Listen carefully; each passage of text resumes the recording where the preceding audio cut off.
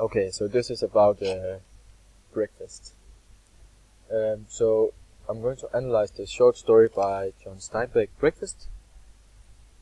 Yeah, and it's a short story in about 3 pages.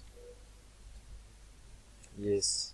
Now the setting of the story is in America, in a pretty rural area. We don't know specifically where it is.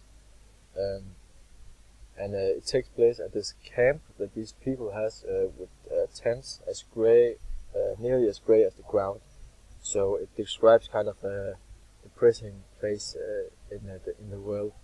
And of course we stayed the whole text we stayed the same place at this camp, and the text describes a kind of a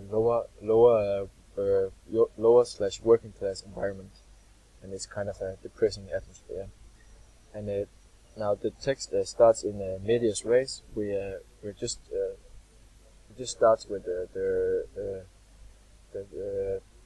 guy thinking back at this moment where he got breakfast from these people, and actually the whole story is a flashback. It starts with him thinking about it, and then he explains everything in a flashback. And the narrator is a first-person narrator. He starts the text with saying, "I don't know why. I can see it in the smallest details. I find myself with it." Yeah. And now the characters. So we have the narrator, which is not really that important to the text. He's just a random guy, a working class guy. And then we have these people. I think they are family, but I don't know. But these people that live in the camp, they are very important to the story, and they kind of represent the whole working class in the story, and they are very generous to this random guy that comes past and hasn't gotten breakfast. So, yeah, and well, the characters do remain the same throughout the whole story. They don't change because it's just the way that they are. And the atmosphere, as I said before, the atmosphere is very depressing. He hasn't gotten breakfast, so he's obviously hungry.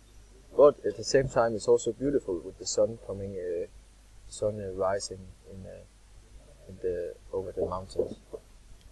Now the language. So John Steinbeck uses the language called social realism, which is when the characters they talk. It's very realistic, like they talk grammatically incorrect, and it kind of creates this atmosphere of like it could be something that really took place.